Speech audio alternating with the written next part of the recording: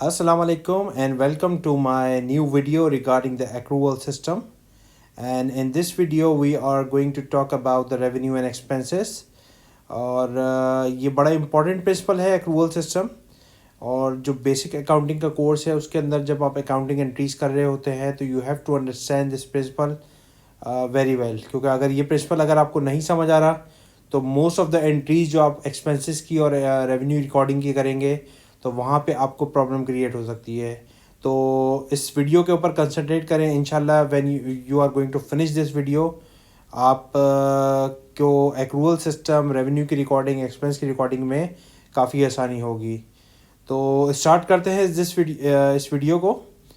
सबसे पहले important principal आपने जो हमेशा याद रखना है रेवेन्यू और एक्सपेंस की रिकॉर्डिंग का, कि रेवेन्यू हमने कब रिकॉर्ड करना है और एक्सपेंस कब रिकॉर्ड करना है।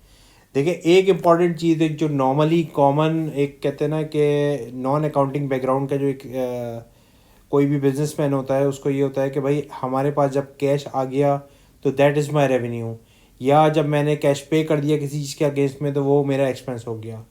बट डेफिनेटली जो एक प्रॉपर अकाउंटिंग सिस्टम चलता है उसमें ये कॉन्सेप्ट नहीं होता।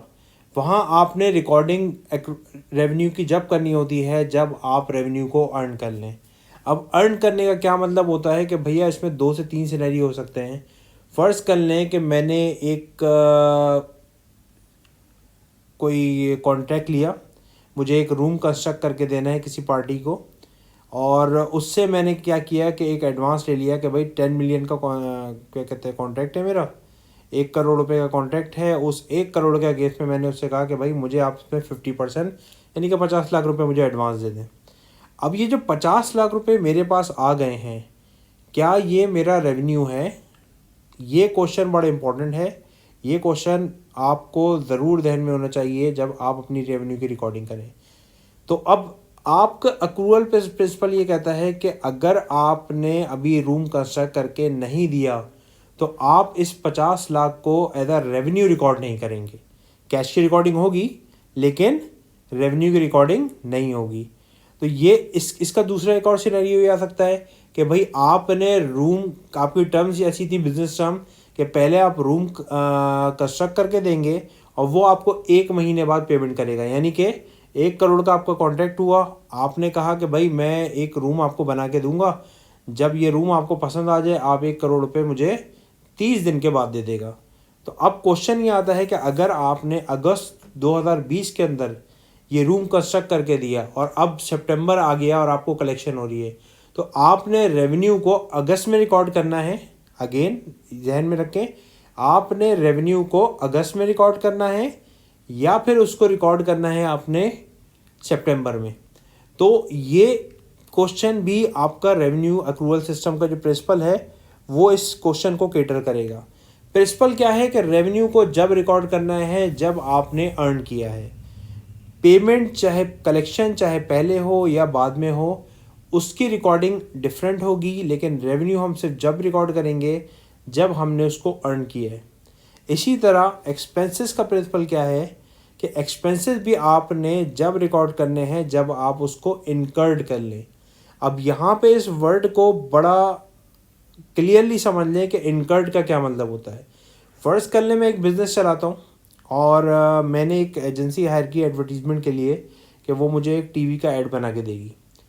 उससे मैंने कहा कि भाई आप 1 मिलियन रुपए लें और मुझे ये ऐड बना दें। टर्म क्या हो सकती है? पहली टर्म ये हो सकती है कि भाई मैं उसे एडवांस पे कर दूं 1 मिलियन, वो मुझे 2 महीने बाद ऐड बना के दे दे। अब 1 मिलियन जो मैंने उसको एडवांस पे किया है, क्या ये मेरा एक्सपेंस हो गया? फ़र्ज़ कर लें मैं खड़ा हुआ हूँ मई 2020 में और ये मुझे ऐड बना के देगा जुलाई 2020 के अंदर। तो जो जून की मैं क्लोजिंग करूँगा अपने फाइनेंशियल्स की, तो क्या मैं उसको उसके अंदर एक्सपेंस रिकॉर्ड करूँगा या फिर इसको मैं कुछ और रिकॉर्ड करूँगा? इसी तरह दूसरा सिनेरियो ये हो सकता है कि भाई उससे मेरी टर्म ये थी कि आप मुझे पहले ऐड बना के दे दो, 1 या 2 महीने के बाद मैं आपको पेमेंट करूँगा। अब खर्चा तो डेफिनेटली मैंने इनकर्ड कर लिया लेकिन अभी मैंने उसकी पेमेंट नहीं की। तो अब ये जितने भी सिनेरियो हैं रेवेन्यू से रिलेटेड, एक्सपेंस से रिलेटेड, ये सारे सिनेरियो के आंसर आपको अक्रूवल सिस्टम क्या देता है कि आपकी पेमेंट या कलेक्शन ये जो इसकी टाइमिंग है, यानी कि अगर आप पेमेंट पहले कर रहे हैं या बाद में कर रहे हैं, कलेक्शन पहले कर रहे हैं या बाद में कर रहे हैं, इससे आपकी रेवेन्यू या एक्सपेंस की रिकॉर्डिंग पे कोई फ़र्क नहीं पड़ता। रेवेन्यू की रिकॉर्डिंग में या एक्सपेंस की रिकॉर्डिंग में आपने सिर्फ और सिर्फ फोकस ये करना है कि आपने अगर वो रेवेन्यू अर्न कर लिया तो आपने उसको रिकॉर्ड कर लेना है, चाहे उसकी पेमेंट कलेक्शन आपने पहले की हो या बाद में करनी हो। इसी तरह एक्सपेंस अगर आपने इनकर्ड कर लिया तो आपने रिकॉर्ड करना है, चाहे आपने इसकी पेमेंट पहले की हो, बाद में की हो या साइमल्टेनियस की हो। तो ये इंपॉर्टेंट प्रिंसिपल आपने ध्यान में ज़रूर रखना है। आइए ज़रा अकाउंटिंग एंट्रीज में देखते हैं कि अगर ऐसा होगा तो अकाउंटिंग एंट्रीज कैसे बनेगी। तो पहला सिनेरियो हमने जब डिस्कस किया था कि भाई अगर एक सर्विसेज के अगेंस्ट, जब रेवेन्यू के अगेंस्ट अगर मैं कैश को या बैंक के अंदर मेरे पैसा एडवांस पे कलेक्ट हो जाता है, यानी कि मैं एक एडवर्टीजमेंट सर्विसेज का बिज़नेस करता हूँ और मैंने एक क्लाइंट से कॉन्टैक्ट किया और उससे मैंने ये कहा कि भाई आप मुझे 100% एडवांस दे देंगे शुरू में, और उसके अगेंस्ट में मैं आपको 2 महीने के बाद एक ऐड बना के दे दूँगा। तो अब ये जो मुझे कैश कलेक्ट हुआ है, फॉर एग्जांपल 1 मिलियन का मेरा कॉन्ट्रैक्ट था, तो ये जो कैश मुझे 1 मिलियन का कलेक्ट हुआ है, should I record this as a revenue? तो प्रिंसिपल ये कहता है कि नहीं जी, आप इसको रिकॉर्ड करेंगे as a unearned service revenue, यानी कि आप इसको रिकॉर्ड करेंगे as a liability because you are obliged to render services in future against this cash. ठीक है, तो आप क्या रिकॉर्ड करेंगे, आप कैश को डेबिट करेंगे विच इज़ योर एसेट, क्योंकि कैश आपने कलेक्ट कर लिया है। कैश का प्रिंसिपल हमेशा याद रखिएगा, कैश का प्रिंसिपल क्या है कि जब आप उसे कलेक्ट कर लें तो आपने उसे फ़ौरन रिकॉर्ड करना है, और जब आप उसे पे करें तो आपने उसको फ़ौरन रिकॉर्ड करना है। आपने वेट नहीं करना है कि भाई जब रेवेन्यू रिकॉर्ड करेंगे तो कैश को रिकॉर्ड करेंगे, अदरवाइज आपकी कैश पोजीशन आउट हो जाएगी। तो आपने कैश को तो हमेशा से at the time of collection और पेमेंट रिकॉर्ड करना है। अब क्रेडिट क्या करेंगे, क्रेडिट में एक बड़ी स्पेसिफिक टर्म यूज़ होती है खासकर सर्विस बिजनेस के अंदर, अनअर्न्ड सर्विस रेवेन्यू। अब अनअर्न्ड सर्विस रेवेन्यू का क्या मतलब है? अनअर्न्ड सर्विस रेवेन्यू का मतलब है कि वो सर्विस रेवेन्यू जो आपने अभी अर्न नहीं किया है, यानी कि ये आपकी बाय नेचर, अब आपके पास 5 अकाउंट है, उसमें से ये बाय नेचर आपका लायबिलिटी अकाउंट है, यानी ये एसेट नहीं है, ये ओनर इक्विटी नहीं है, रेवेन्यू एक्सपेंस नहीं है, this is your liability account. आपने पहली एंट्री जिस वक्त कैश कलेक्ट किया एडवांस में, आपने कैसे रिकॉर्ड करना है, you have to debit cash and credit unearned service revenue. ठीक है, उसके बाद जब आप 2 महीने बाद अपनी सर्विसेज रेंडर कर देंगे तो फिर आप अपना रेवेन्यू रिकॉर्ड करेंगे, क्योंकि रेवेन्यू का प्रिंसिपल क्या कहता है कि revenue should be recorded at the time it is earn. तो रेवेन्यू अर्न कब हो रहा है? 2 महीने के बाद। तो 2 महीने के बाद जब आप एंट्री करेंगे तो service revenue, because this will increase my owner equity, तो मैं उसको क्रेडिट कर दूंगा। डेबिट क्या करूंगा मैं? अब डेबिट मैं यहाँ पे कैश नहीं करूंगा, बिकॉज जो जिस पार्टी से मैंने कॉन्ट्रैक्ट किया था उसने ऑलरेडी मुझे कैश दे दिया है। तो जो मैंने लायबिलिटी बुक की थी अपनी, now this liability has been knock off. ठीक है, तो अब रेवेन्यू को मैंने एज क्रेडिट कर दिया और unearned service revenue which is my liability account मैंने उसको डेबिट कर दी। तो अब आप अगर देखें तो अगर अनअर्न्ड सर्विस रेवेन्यू की मूवमेंट देखेंगे तो unearned service revenue will be credited जब आप कैश कलेक्ट करेंगे in advance against service revenue, और वो नॉक ऑफ होगा जब आप उसके अगेंस्ट में सर्विसेज रेंडर कर देंगे। तो ये तो हो गया पहला सिनेरियो जब आप कलेक्ट करेंगे कैश एडवांस के अंदर। दूसरा सिनेरियो बड़ा सिंपल सा सिनेरियो है। ये ऐसा सिनेरियो है कि अगर फर्ज कर ले आपकी एक रिटेल शॉप है, आप क्या करते हैं कि भाई ऑन द स्पॉट एक बंदा आया, उसने आके आपसे ग्रॉसरी ली, ग्रॉसरी लेने के बाद आपको कैश पे किया, तो ये आपका रेवेन्यू और कैश कलेक्शन एक सेम टाइम पे हो गया। आप फर्ज कर लें इम्तियाज़ जाते हैं, किसी और सुपर मार्ट जाते हैं, या अपने घर के करीब किसी मार्ट में जाते हैं, वहाँ यही होता है, आप उससे ग्रॉसरी लेते हैं और उसको कैश फ़ौरन दे के आते हैं। तो इस सिचुएशन में जो पार्टी है जो बिज़नेस कर रहा है, मार्ट का बिज़नेस कर रहा है, वो रेवेन्यू को on the same day record कर लेगा। और वो कैसे करेगा? कैश डेबिट करेगा because he has receive the cash and credit service revenue. ठीक है, सर्विस रेवेन्यू, या फिर अगर मार्ट का बिजनेस है तो वहाँ पे सेल्स को रिकॉर्ड कर लेगा। तो तो इस तरह से आपकी सर्विस फ़ौरन के फ़ौरन रिकॉर्ड हो रही है अगेंस्ट कैश। तो कैश डेबिट और सर्विस रेवेन्यू क्रेडिट। तीसरा सिनेरियो इसमें क्या है भाई कि आपने कॉन्ट्रैक्ट किया और कॉन्ट्रैक्ट की टर्म ये है कि भाई आप पहले सर्विसेज देंगे, उसके 1 महीने के बाद जो दूसरी पार्टी है, काउंटर पार्टी है, वो आपको क्या करेगी, पैसे देगी। तो जिस वक्त आप अपनी सर्विसेज डिलीवर कर रहे हैं तो इसका मतलब है कि वो सर्विसेज आपने अर्न कर ली हैं। तो इस सिनेरियो के अंदर आप अपनी सर्विसेज कब अर्न कर रहे हैं, जब आपने सर्विसेज अर्न की तो उस वक्त आपको कैश की कलेक्शन नहीं हो रही है। तो अब क्या आप अपना सर्विस रेवेन्यू रिकॉर्ड करेंगे? जी बिल्कुल हम करेंगे। अब कैसे रिकॉर्ड करेंगे भैया? तो इसके अंदर हम रिकॉर्ड ऐसे करेंगे कि एक अकाउंट्स रिसीवेबल के नाम से डेबिट होगा, एक अकाउंट जो कि आपका एसेट है। तो अगेन ये आपने ध्यान में रखना है, याद रखना है कि account receivable is your assets, ठीक है, और क्रेडिट करेंगे सर्विस रेवेन्यू। अब यहाँ पे ये जो एसेट है ये आपने रिकॉर्ड कर लेना है, इस टर्मिनोलॉजी को याद रखेगा। ये कब होगा अकाउंट रिसीवेबल का यूज़?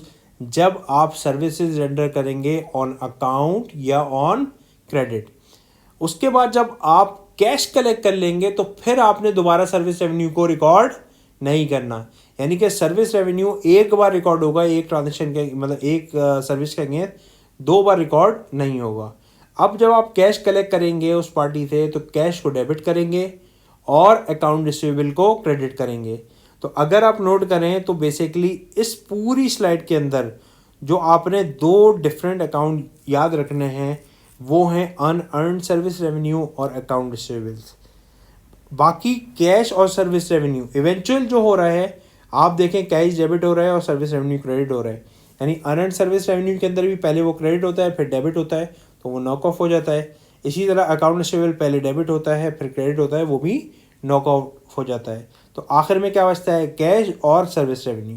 तो आपने ध्यान में क्या रखना है, unearned service revenue is my liability account. ये आप मेरे साथ बेशक रिपीट करना चाहे, unearned service revenue is my liability account and account receivable is my asset. ठीक है, तो ये 2 पॉइंट्स आप अपने लर्निंग आउटकम याद रखें ताकि आपको कभी भी रेवेन्यू की रिकॉर्डिंग के अंदर कोई परेशानी ना हो रही हो। आइए तो अब ज़रा हम बात कर लेते हैं एक्सपेंसेस से रिलेटेड। एक्सपेंस के सिनेरियो भी मोर और लेस वैसे ही हैं जैसे हमने रेवेन्यू की बात की। जब आप एक्सपेंस के बारे में सोचते हैं, पहली बात एक्सपेंस होते क्या हैं। एक बिजनेस के अंदर अगर एक सर्विस बिजनेस है तो उसके अंदर एक्सपेंसेस क्या हो सकते हैं, there may be multiple expenses. आपकी सैलरीज एंड वेजेस हैं, रेंट एक्सपेंस है, आपने कोई फैसिलिटी ली हुई है, कोई एसेट लिया हुआ है, उसका इंश्योरेंस है, उसका डेप्रिसिएशन है, and there are so many expenses जो कि आप इनकर्ट करते हैं, स्टेशनरीज हैं, उसकी कंजम्पशन है। तो जिस वक्त आप एक्सपेंस के सिनेरियो देखते हैं तो वहाँ पे भी 3 सिनेरियो हो सकते हैं।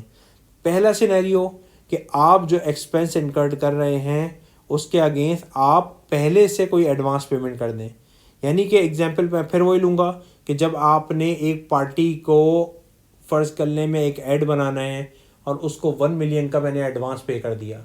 अब ये मैंने एडवांस जो पे किया है क्या मेरा एक्सपेंस हो गया है? नहीं जी, अभी एक्सपेंस तो नहीं हुआ। क्यों नहीं हुआ? क्योंकि आपने अभी वो एक्चुअल में एक्सपेंस इनकर्ड किया ही नहीं है। एक्सपेंस इनकर्ड कब होगा? जब वो आपका ऐड बन के आपके पास आ जाएगा। तो आपने अभी जो एडवांस पे किया है ये तो आपके पास अभी राइट है इसके अगेंस्ट किसी दूसरी पार्टी से सर्विस लेने का।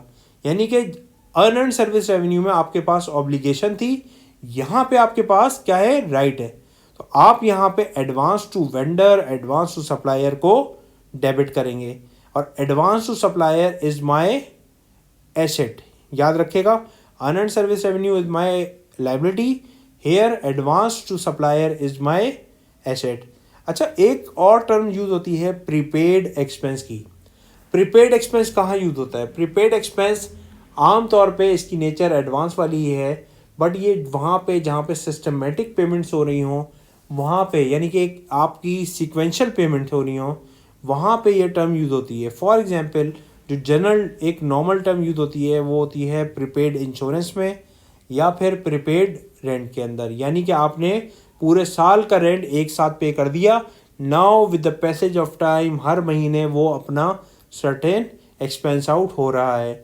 सिमिलर केस इंश्योरेंस का होता है, आप इंश्योरेंस पॉलिसी साल के शुरू में ख़रीदते हैं और आप इनिशियल पेमेंट 100% पहले से कर देते हैं और विद एवरी मंथ वो आपका एक्सपेंस आउट हो रहा होता है। तो आप हर महीने, अगर आप मंथली क्लोजिंग कर रहे हैं तो आप हर महीने उसकी एक्सपेंस की रिकॉर्डिंग कर रहे होंगे।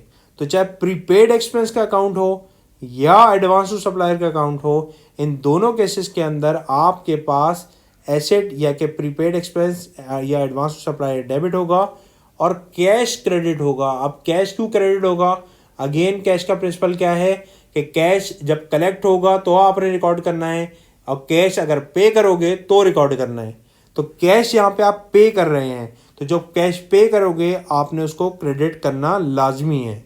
तो आपकी पहली एंट्री क्या बनी इस केस के अंदर? जब आप एडवांस में पेमेंट कर रहे हो किसी एक्सपेंस के अगेंस्ट, आपका प्रीपेड एक्सपेंस डेबिट होगा या एडवांस टू सप्लायर डेबिट होगा और कैश क्रेडिट होगा। अब जब आप ये एक्सपेंस इनकर्ड करेंगे, भैया अभी तक तो आपने ऐसे रिकॉर्ड किया था ना, तो इसके बाद अब आप दोबारा यहाँ पे कैश रिकॉर्ड नहीं करेंगे।